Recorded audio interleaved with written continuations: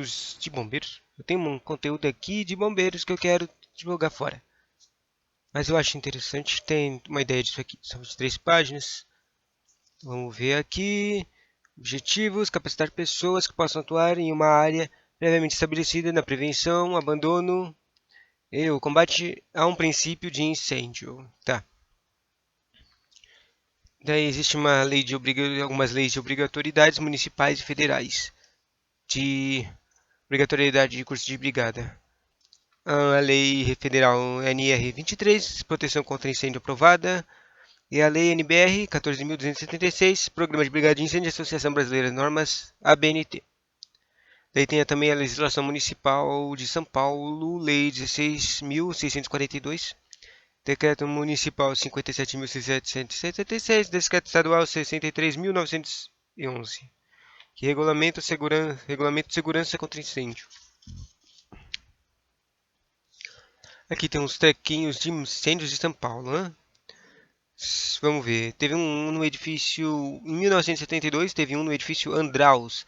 31 pavimentos de escritórios e lojas. Incêndio atingiu todos os andares. 6 mortos, 322 feridos. Teve no edifício. 2 anos depois, em 74, teve no edifício Joelma. 25 pavimentos. Incêndio atingiu todos os andares. E 189 mortos e 320 feridos. Daí, em 81, teve na Grande Avenida, pela segunda vez. Incêndio atingiu 19 pavimentos, 17 mortos, 153 feridos. E em 87, no edifício CESP, dois blocos, 21 e 27 batimentos. Propagação do incêndio entre blocos, desabamento parcial. Coisas incríveis, né? Principais causas de incêndios em São Paulo: orientação e prevenção. Causas desconhecidas, descuido com cigarros ou fósforos, instalações elétricas inadequadas, brincadeiras de crianças, displicência ao cozinhar, vazamento de gás, negligência com velas, superaquecimento de equipamentos e demais causas. Formas de transmissão de calor. Condução, transmite calor molécula a molécula. Exemplo, uma colher de água fervendo. Colher na água fervendo. Destempera o aço da estrutura do prédio, causando desabamento. Condução. Interessante. Que interessante essa coisa aqui. Convecção. Tendências de gases e líquidos acenderem quando estão mais quentes. Exemplo, fumaça de incêndio aquece e cria novos fogos de incêndio. Irradiação. Transmissão de calor por ondas de uma determinada fonte. Exemplo, calor irradiado pelo sol ou calor sentido quando aproximados à mão de um ferro ou de passar de roupa ligado. E reação em cadeia. É um processo em que o calor gerado pelo fogo aquece o combustível, fazendo-a desprender gases e vapores que, ao incendiar-se, geram mais calor, produzindo mais gases. Outro método é o ponto de fulgor. É a temperatura que o material aquecido por uma fonte externa começa a desprender gases combustível que se incendeiam, mas quando esta fonte é externa é retirada do fogo, não consegue se manter. Ponto de combustão, ao contrário do fulgor, o fogo consegue se manter. E o ponto de ignição.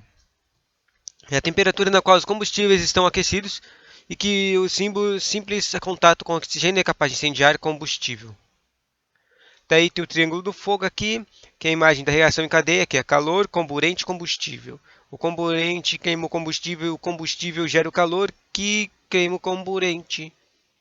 Eu acho que é assim que isso quer dizer. Tem aqui fala dos extintores de incêndios. Fotinho. Os extintores precisam ter sua carga renovada regularmente, em intervalos estabelecidos pelo fabricante de acordo com as normas técnicas específicas. Daí tem o extintor de água 10 litros pressurizado, classe A, papel, madeira, tecidos, borracha e fibra. A coisa é que a classe diz para qual tipo de coisa tem que usar. Se for um incêndio em um papel, madeira, papel, tecidos, borracha e fibra. Componentes: trava de segurança, gatilho, alça, transporte, manômetro, eu não sei o que é isso, mangueira, esguicho, gargola e tubo pescante. O extintor de pó químico é da classe B. Ele é usado para gasolina, querosene, óleo, solventes e GLP, ou seja, coisas que queimam mais. equipamentos e também serve para equipamentos elétricos que estão ligados à tomada. Características: abertura aberta, trava de segurança, gatilho, alça de transporte, manômetro, mangueira, esguicho, gargola, tubo pescante, portais 1, 2, 4, 6, 12K, agente químico, bicarbonato de sódio. Pó químico é o bicarbonato de sódio.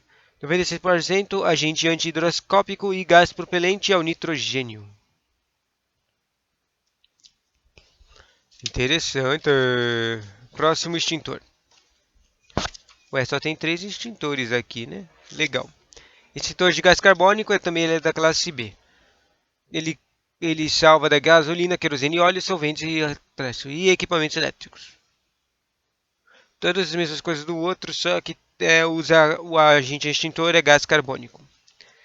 Agora fala aqui do lacre, tem uma imagem do lacre. O lacre poderá ser metálico ou plástico. Para usar, tem que romper o anel ao lado.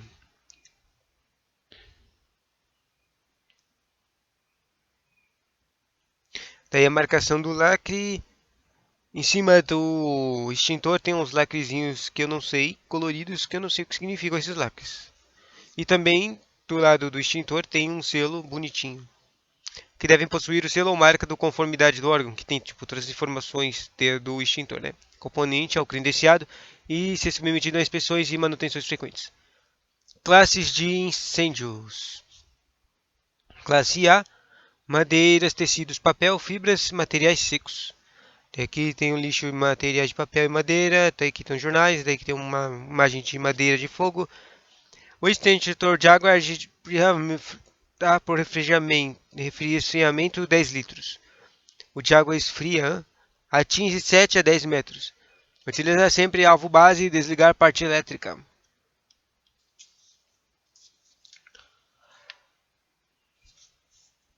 E do classe B, aquelas gasolinas e óleos, né? Líquidos inflamáveis, gasolinas e querosene. O extintor de pó age por abafamento. Extintor de óxido de carbono, CO2, age por abafamento e resfriamento. Tem a classe C, que é o extra, que funciona só nas carinhas de gás carbônico e abafamento. Motores, transformadores e quadro de distribuição de energia. E aqui tem uma imagem de tomada.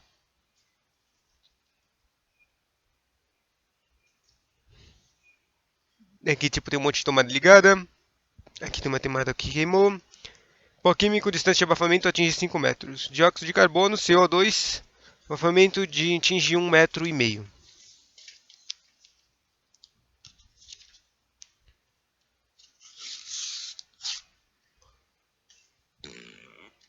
Agora a duchada. O que é isso? É de fácil manuseio tanto no combate a incêndio como no transporte.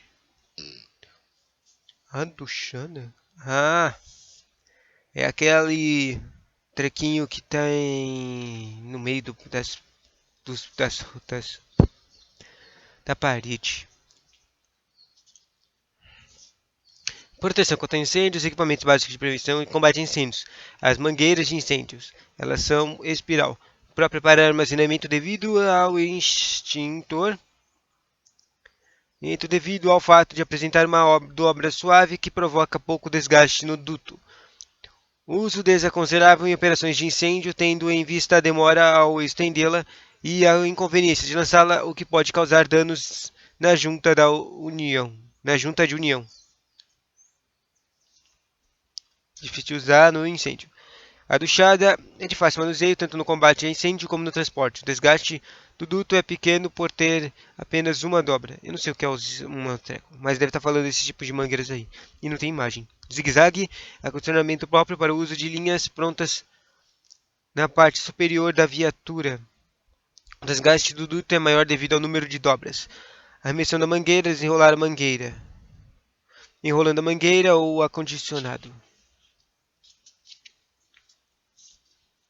Sistema de hidrantes prediais, hidrante.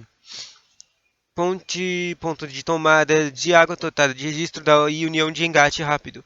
Os hidrantes devem possuir sinalização e estar sempre desobstruídos.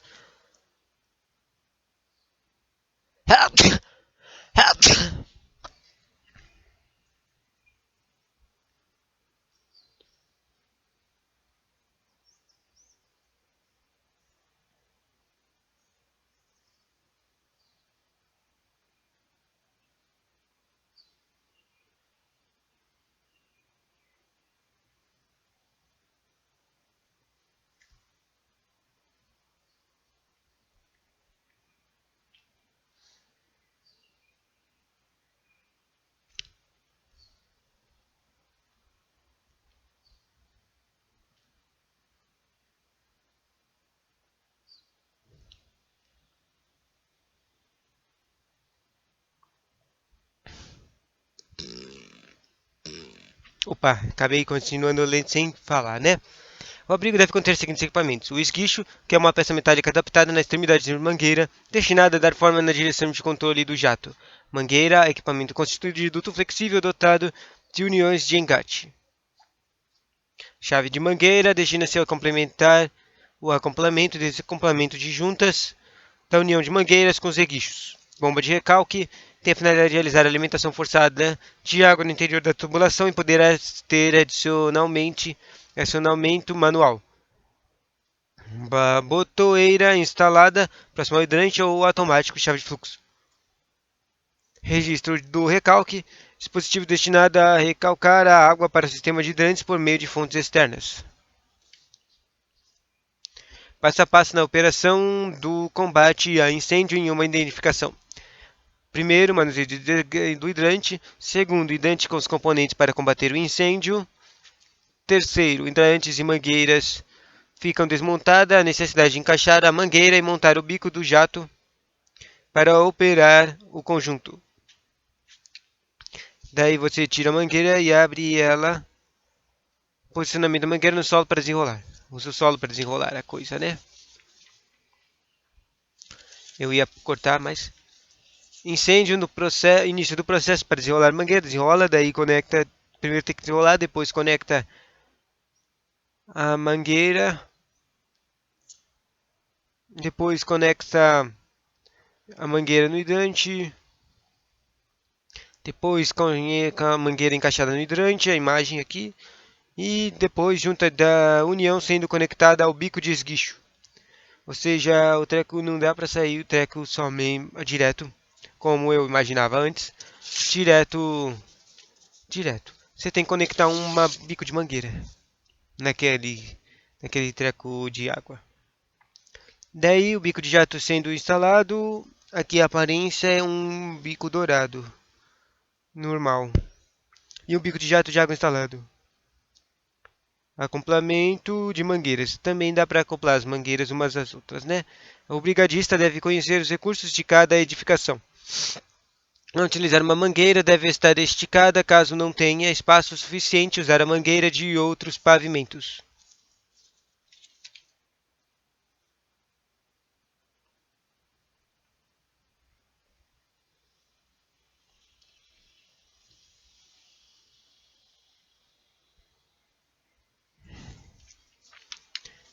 Precisa de mais sistemas de equipamentos, daí tem o sprinkler, sistema de chuveiro automático, sprinkler, prédios comerciais, trata-se de sistema de proteção de projeção de água de forma de chuva sobre o foco do incêndio. É integrado por distribuição e de abastecimento de água. Dependendo da tipologia do prédio, o sistema de interfone pode substituir a necessidade de alarme de incêndio, desde que esse seja ligado numa central com autonomia mínima de 60 minutos, no break ou baterias. Tal solução deverá estar disposta em projeto de segurança aprovado pelo Corpo de Bombeiros, e o sistema de detecção de fumaça também deve ser analisado e dispostos em referido projeto. Tem aqui umas imagens de um interfone, a imagem de um detector de fumaça, daí tem um no breaker aqui, e daí aqui tem um botão de caso de chamada de incêndio, né? Olha o botãozinho aqui. Sistema de iluminação de emergência. Tem como objetivo proporcionar a iluminação suficiente e adequada a fim de permitir a forma segura e fácil de saída das pessoas para o exterior da edificação em caso de interrupção de alimentação elétrica normal. A autonomia mínima de 1 hora. O sistema deverá conter dispositivo para testes. Os pontos de iluminação de emergência deverão ser distribuídos nas áreas de risco, escadas, corredores, rotas de fuga, etc., conforme projeto técnico previamente aprovado pelo concurso. Autonomia mínima de 1 hora. Né? A disposição das luminárias e sua especificação deve atender às projeções de segurança contra incêndios. O sistema de iluminação de emergência pode ser do tipo autônomo com baterias internas, alimentado por meio de baterias estacionárias ou por meio de gerador de energia. Saídas de emergência, caminho contínuo devidamente protegido que deverá ser percorrido pelo usuário em caso de um incêndio. Em qualquer ponto da edificação até atingir a vida pública ou espaço aberto, protegido do incêndio em comunicação com o logradouro. Sobre os requisitos básicos, as saídas de emergência devem permitir o escoamento fácil de todos os ocupantes do prédio e permanecer obstruídos em todos os pavimentos. Os acessos devem ser sinalizados e iluminados com indicação clara no sentido de saída, de acordo com o estabelecimento da norma NBR 90.077. Tá. As escadarias devem possuir pisos em condições antiderrapentes, antiderrapantes e que permaneçam como tais com o uso.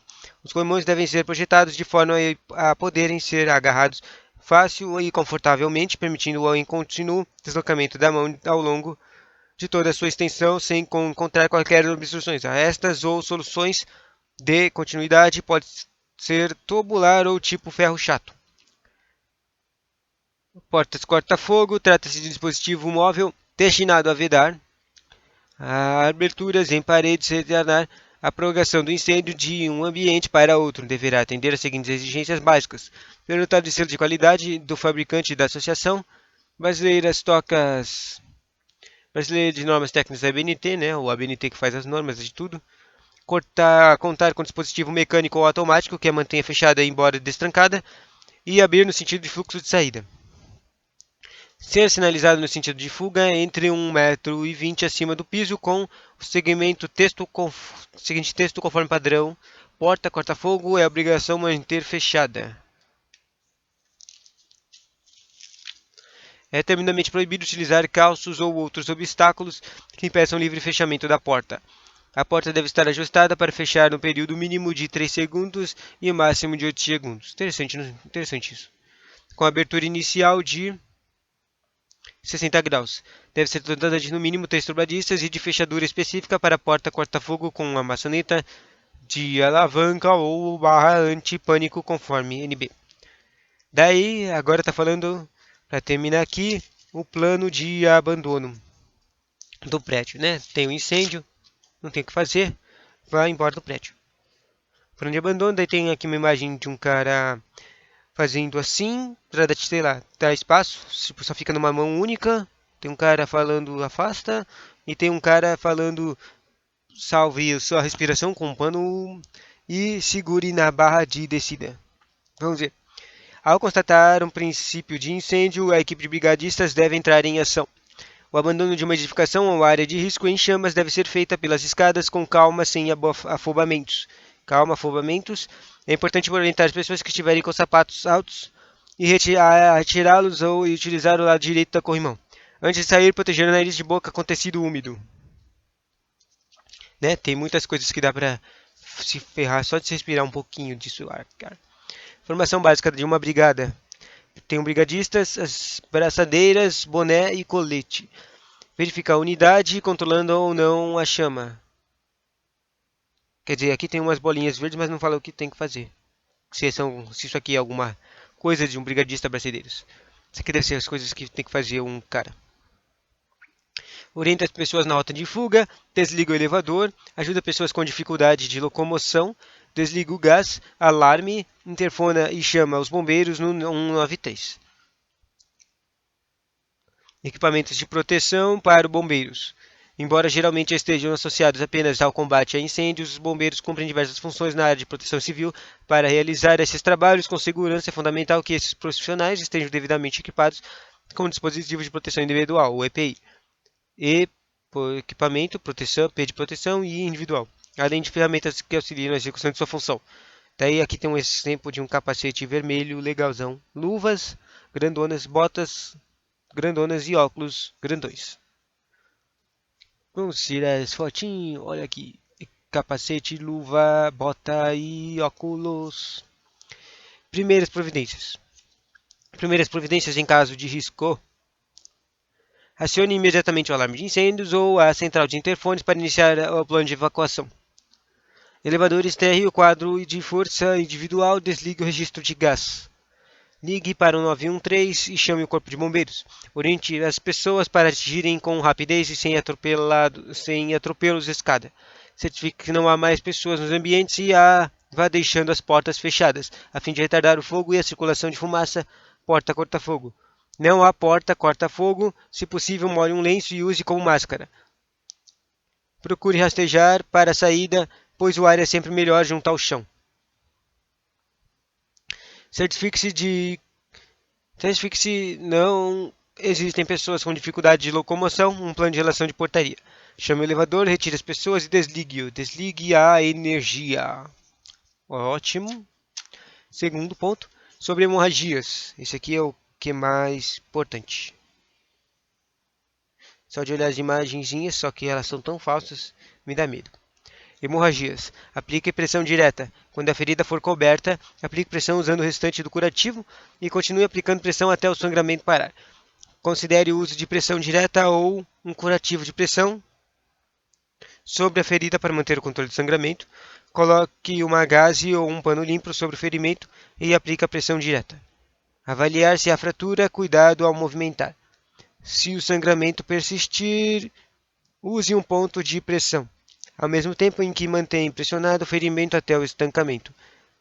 Ligue para a serviço 192 e 193 para outras orientações. Aplicar as técnicas de contenção de hemorragias. Legal. Daí, avaliação do cenário. Atendimento inicial, EPI. Cheque nível de consciência, respiração, pulsação, etc. Quando uma avaliação primária indica que não há problemas de risco de vida, considere realizar uma avaliação secundária.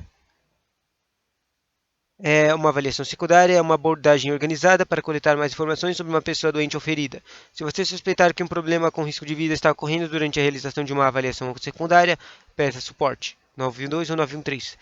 Se em qualquer momento suspeitar de uma lesão na cabeça, pescoço ou nas costas, instrua imediatamente para permanecer quieta. Verifique se a pessoa tem uma pulseira ou colar de alerta médico, identificando uma condição médica subjacente, e avalie fisicamente a pessoa. Avalie brevemente o corpo movendo-se e a cabeça aos pés. Olhe, sinta e procure sinais de lesões. Ou seja, só tem que fazer uns testes para ver se a pessoa está bem. Daí, uma avaliação física, deformidades, apresentações incomum do corpo, diferenças do outro lado, lesões abertas, ferimentos hemorrágicos, sensibilidade e áreas dolorosas, especialmente quando tocadas, inchaço, áreas do corpo, inchadas e descoloridas. Primeiros socorros.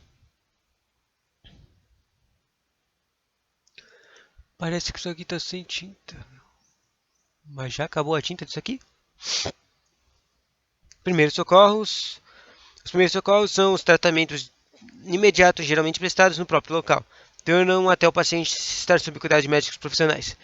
Daí tem um caso de crise compulsiva. Chame o socorro pelo telefone 192. A vítima se debate, pode ficar com a pele arroxeada, com salivação em excesso, com lábios e dentes cerrados. Deixe a vítima de lado com sua perna de cima dobrada e o braço embaixo da cabeça. Proteja a cabeça da vítima e afaste os objetos próximos e não tente colocar a mão na boca da vítima. No caso de queimaduras, chame o socorro. Se lembra que é todo sempre tem que chamar o socorro.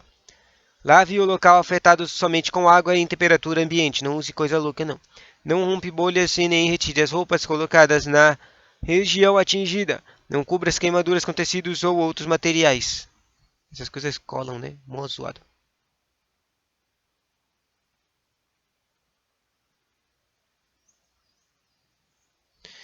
Se tiver, use soro fisiológico para hidratar o ferimento. Não coloque pasta de dente, pó de café ou outra substância, pois pode contaminar a lesão. Não use essas bosteiras. Retire anéis, brincos ou correntes da região da lesão. Consulte sempre um médico em caso de queimaduras. Esse aqui tem uma imagem horrível. Não horrível, é uma imagem ilustrativa, mas só de olhar me dá arrepios. De queimaduras. A queimadura de primeiro grau, a segunda grau já tem bolhas, e a terceira a pele fica vermelha. Nossa, que medo dessa coisa. Em caso de vítima estar desacordada, iniciar massagem cardiorrespiratória. Ligue 192 ou 193. Chame socorro imediatamente. Verifique os sinais de respiração. Se está sem respiração ou agoniza para respirar, deite a vítima de costas numa superfície rígida. Posicione seus braços estendidos com os dedos entrelaçados no centro do tórax da vítima entre os mamilos. Centro do tórax e mamilos. Utilize o peso do seu corpo e inicie a compressão torácica de forma rápida e forte. A manobra deve ser efetuada com a frequência mínima de 100 120 compressões por minuto e permita o retorno total do parada torácica da vítima. Não interrompa as manobras do RCP, reanimação cardiovascular, até a chegada do socorro. Né? Porque isso aí vai fazer uma respiração falsa, eu acho. Obrigado.